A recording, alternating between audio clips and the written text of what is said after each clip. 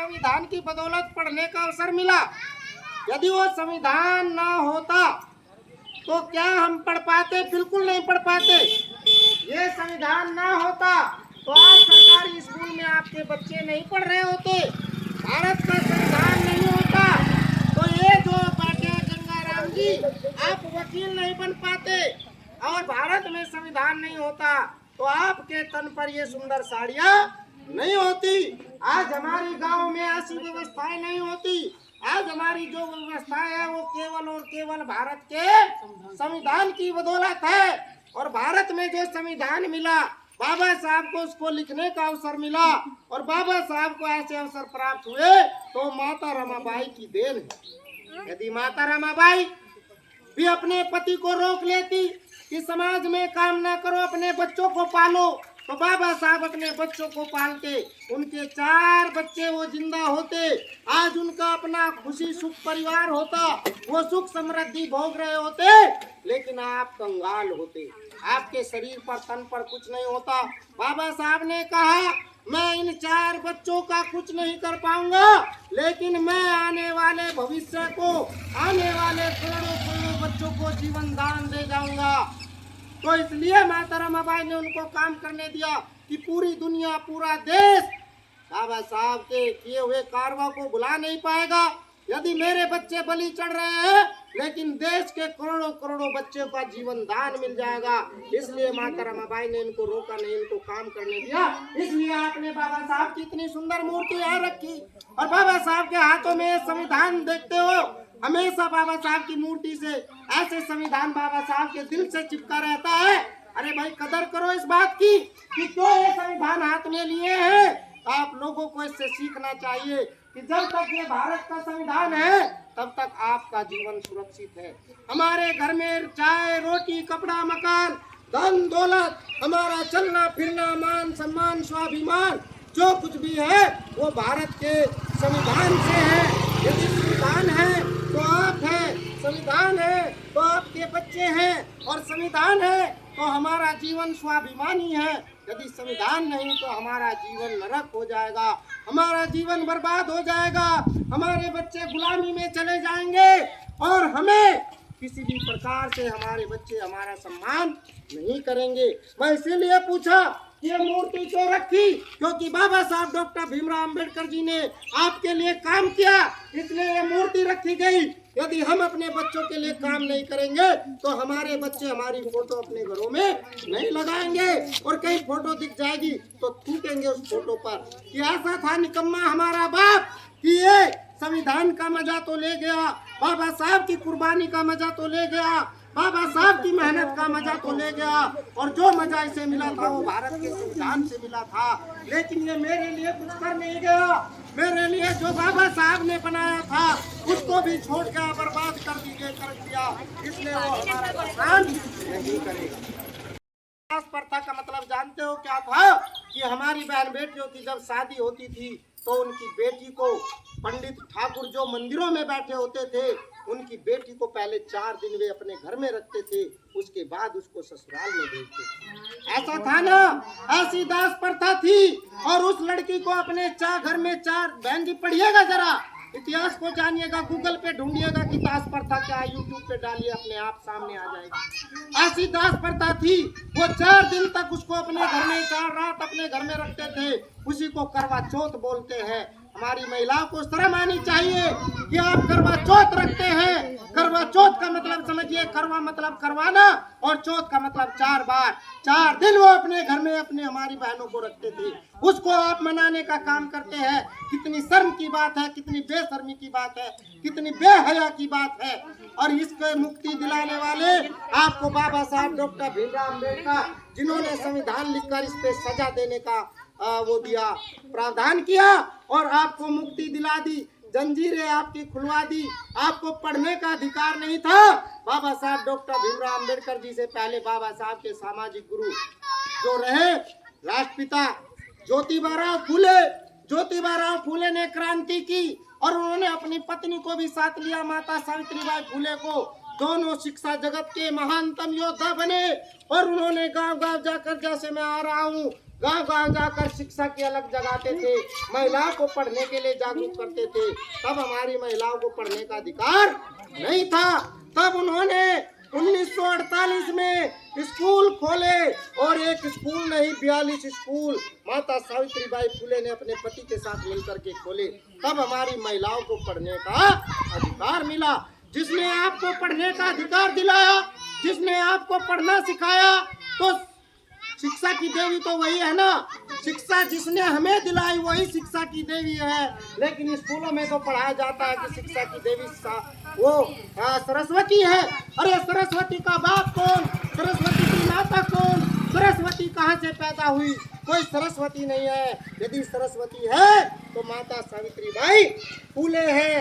इस बात को आप जान लीजिए और बताइए अपने बच्चों को, अपनी बेटियों को, अपने सभी साथियों को कि शिक्षा की देवी माता सावित्रीबाई फूले है। पिता हमारे राष्ट्रपिता ज्योतिबा फूले ने एक क्रांति की। बाबा साहब ने उनको अपना सामाजिक गुरु बनाया, और बाबा साहब ने हिंदू कोड बिल पास कराया। क्या पास कराया? Hindu code bill. और हिंदू कोड बिल में ये कहा कि पूरे देश की महिलाएं समान अधिकार रखती है, उनको भी पुरुषों के साथ पढ़ने का अधिकार है। तालियां बजाइए इस बात पर। ये बाबा साहब ने आपको दे दिया। आप जानती नहीं हमें क्या दे दिया। आज यदि इस देश में इंदिरा गांधी जैसी मुख्यमंत्री बनी, तो प्रधानमंत्री बनी, इंदिरा गांधी को प्रधानमंत्री बनने का अधिकार नहीं था, क्योंकि तब तक हमारे देश में हिंदू कोड बिल तो था संविधान में, लेकिन उसको पास नहीं किया गया था। इंदिरा गांधी, जब जवाहरलाल नेहरू मर गए तो इंदिरा गांधी ने सोचा कि कैसे, पूरा कैबिनेट बैठा कांग्रेस का, उन्होंने सोचा कैसे इसको जो है प्रधानमंत्री बनाया जाए। संविधान में अभी पास नहीं हुआ। उन्होंने रातों रात संविधान में और कानून अधिकार में संशोधन करते हुए हिंदू कोड बिल को लागू कर दिया, और इंदिरा गांधी को प्रधानमंत्री संविधान की बदौलत बना दिया। ये जोरदार तालियां बाबा साहब के संविधान में सकती है। और जब हिंदू कोड बिल लागू हुआ, बाबा साहब का हिंदू कोड बिल लागू हुआ, तो देश की पहली महिला प्रधानमंत्री कौन बनी? इंदिरा गांधी। पहली देश की पहली महिला प्रधानमंत्री इंदिरा गांधी बनी, हिंदू कोड बिल की वजह से, बाबा साहब की वजह से, बाबा साहब के संविधान की वजह से। और तब से पता नहीं कितनी महिलाएं हमारी अंतरिक्ष में गई, कितनी महिलाएं हमारी मुख्यमंत्री बन रही है। बहन जी 4-4 बार मुख्यमंत्री बनी, वो बाबा साहब की देन है। और आज आपके देश के मुख्यमंत्री वो प्रधानमंत्री जो ओबीसी समाज से आते हैं, वो कितने उनके भाषण सुनिए, वो सीधा सीधा कहते हैं, चाहे कुछ भी है, हमारे देश के माननीय प्रधानमंत्री है। और जब देश के प्रधानमंत्री कहते हैं कि आज यदि मैं ओबीसी समाज का प्रधानमंत्री हूँ तो बाबा साहब डॉक्टर भीमराव अम्बेडकर जी की बदौलत हूँ। मैं तो नमन करता हूँ भाई बाबा साहब को, इसलिए उनके लिए तालियां भी बजाता हूँ कि जब देश का, हमारे देश का प्रधानमंत्री कह रहा है कि यदि मैं आज प्रधानमंत्री हूँ तो बाबा साहब डॉक्टर भीमराव अम्बेडकर जी की वजह से हूँ, नहीं तो मेरे जैसा आदमी प्रधानमंत्री बनने लायक नहीं था। तो आप क्यों नहीं मान लेते इन बातों को? आपको मानना चाहिए। इसलिए किसी प्रधान पर, किसी सांसद पर, किसी विधायक पर आप अपने उसके जो है वो ना बनिए, उसके ऊपर अपने आप को, अपने जीवन को ना रखिए। वो आपका कोई उद्धार नहीं करेगा।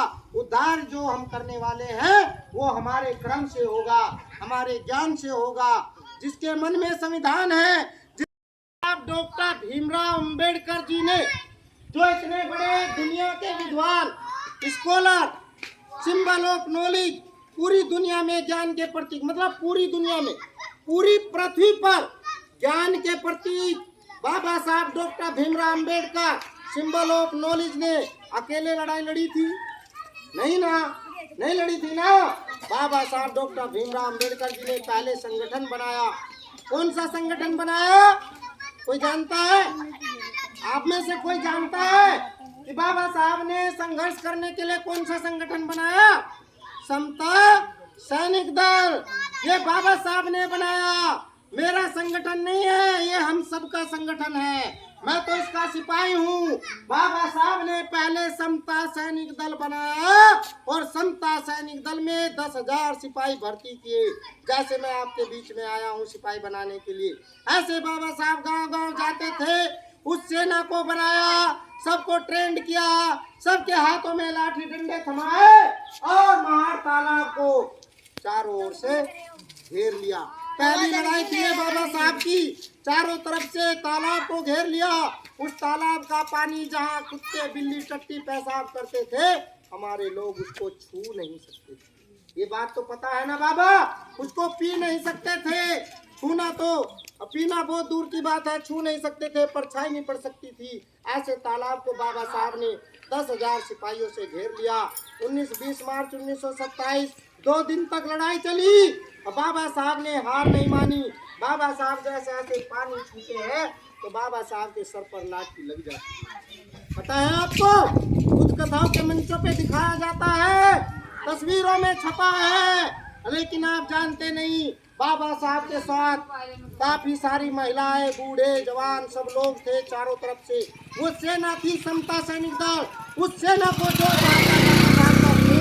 कहते हुए उस सेना ने ताबड़तोड़ लाठियां चलाई और उन मनुवादियों को वहां से भगा दिया। तब अंग्रेजी सरकार ने समानता का अधिकार दे दिया कि सार्वजनिक स्थलों से सबको पानी पीने का अधिकार है। ये बाबा साहब की देन है, ये समता सैनिक दल के संघर्ष की देन है। ऐसे आपको आजादी मिली, ऐसे आपको पानी पीना नसीब हुआ। और पानी तालाब का नहीं, अब तो आप बिस्लरी का फिल्टर पानी पीते हो भाई। किसने दिया? बाबा साहब ने। बाबा साहब की रक्षा किसने की? बाबा साहब की सेना समता सैनिक दल ने। किसी ने बताया आपको? किसी ने नहीं बताया। वो लोग आएंगे, हम फलाने हैं, हम ढिकाने हैं, हम बाबा साहब के सिपाही हैं। अरे बाबा साहब के सिपाही हो तो बाबा साहब ने जो सेना बनाई उसका नाम क्यों नहीं लेते हो?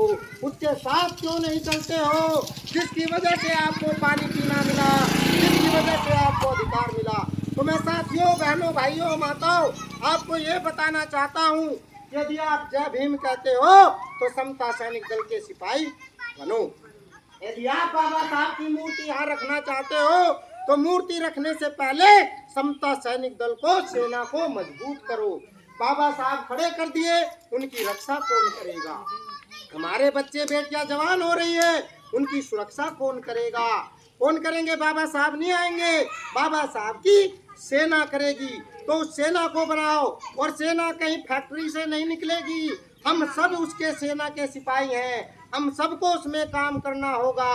जब अपने समाज पर आपत्ति आएगी तो हम उसमें जी जान से लड़ने का काम करेंगे, अपने समाज को सुरक्षा और अधिकार दिलाने का काम करेंगे। ये हमारा उद्देश्य है। और काम ऐसे नहीं होता, काम यहाँ से होता है। काम यहाँ से होता है। दिमाग से काम करने वाले तो आपसे वोट ले लेंगे, लेकिन आपको देखने नहीं आएंगे। अभी आपने सुन लिया है, मैंने फोन पे बात की, मैंने 5 मिनट का समय मांगा। उसने कहा कि मेरे पास इस गांव में सहपुरवा में आने का टाइम नहीं है। यही कहा ना, ऐसे ग्राम प्रधान आपके हैं, क्या फायदा? और इसी वोट को लेने के लिए वो आपके तलवों की धूल चाटते हैं। पता है चाटते हैं ना? जितने प्रधान चुनाव लड़ रहे थे, रोज पाए छुओ आते थे। वो पाए छुआने वाले कौन है? बाबा साहब डॉक्टर भीमराव अंबेडकर। इसलिए हम गर्व करते हैं इन मूछों पर, इसलिए हम गर्व करते हैं अपने आप पर कि हमारी महिलाएं, जिनसे हमारे घर, हमारे परिवार, जिनसे लोग दूर रहने का काम करते थे, जब चुनाव आता है, बाबा साहब ने इस अंगूठे के दम से, इस वोट के दम से वो हमारे पैरों में गिर जाते हैं, गिड़गिड़ाते हैं, झुकते हैं और हमारे पैरों की धूल चाटने का काम करते हैं। इसलिए बाबा साहब हमें राजा बना गए, बाबा साहब हमें राजा बना गए और उनको भिखारी बना गए। वो भीख मांगने आते हैं, हमारे पैरों की धूल चाटते हैं। ये बाबा साहब की देन है। आप समझते हो ना? समझिएगा इस बात को। आपकी वोट से ही वो राजा है। आज आपकी वोट से वो राजा है, लेकिन जिस दिन वो वोट मांगने आते हैं, जब तक वो वोट नहीं पड़ता, उस दिन तक राजा हम हैं। और एक दिन के लिए तो कम से कम बाबा साहब आपको राजा बनाए। धन्य है बाबा साहब, धन्य है। तो ये सावधान खड़े हो जाए ऐसे, और थोड़ा सा ऐसे कर ले अपने आप को, थोड़ा सा बाबा साहब की तरफ। तो आप भी ऐसे हो जाए, हाथ खत्म कर लो ये वाला, बस इस पे दिखता ज्यादा है बाबा। ठीक, तो आप ऐसे करेंगे, हम सभी साथी सहीपुरवा गांव में समता सैनिक दल कमांडो टीम के साथ अम्बेडकर स्थली पर अम्बेडकर विचार मंच सहीपुरवा पे उपस्थित है। बाबा साहब की भव्य प्रतिमा को सलामी देने जा रहे हैं। सभी सैनिकों बाबा साहब doctor B are Ambedkar ji को समता सैनिक दल सेना, बाबा साहब की सेना जो 1924 में स्थापित की गई बाबा साहब के द्वारा, आज वो सेना सहीपुरवा में उपस्थित है और बाबा साहब को सलामी देने जा रही है। सभी साथी एक साथ बाबा साहब doctor B are Ambedkar ji को सलामी दे। जय भीम, जय भीम, जय भीम। हाथ नीचे। दूसरी बार फिर महिलाओं के सम्मान में समता सैनिक दल मैदान में बाबा साहब की सेना समता सैनिक दल सलामी दे। जय भीम, जय भीम, जय भीम। हाथ नीचे। तीसरी बार फिर बाबा साहब की सेना कानून के सम्मान में, संविधान के सम्मान में समता सैनिक दल मैदान में बाबा साहब को, माता रमाबाई अम्बेडकर को सलामी दे। जय भीम, जय भीम, जय भीम। हाथ नीचे। बहुत बहुत साधुवाद। सभी साथी नारों का उद्बोध करेंगे हमारे साथ। हम कहेंगे जय भीम, आप कहना जय भारत, मैं कहूँगा जय भारत, आप कहना जय संविधान। जय भीम, जय भीम, जय भीम, जय भारत, जय भारत, जय भारत। बाबा साहब डॉक्टर बी आर अम्बेडकर, बाबा साहब डॉक्टर बी आर अम्बेडकर, बाबा साहब डॉक्टर बी आर अम्बेडकर। समता सैनिक दल जिंदाबाद, जिंदाबाद। समता सैनिक दल जिंदाबाद, समता सैनिक दल जिंदाबाद, समता सैनिक दल जिंदाबाद। तथागत गौतम बुद्ध की दया हो, करुणा हो। तथागत गौतम बुद्ध की करुणा हो, करुणा हो।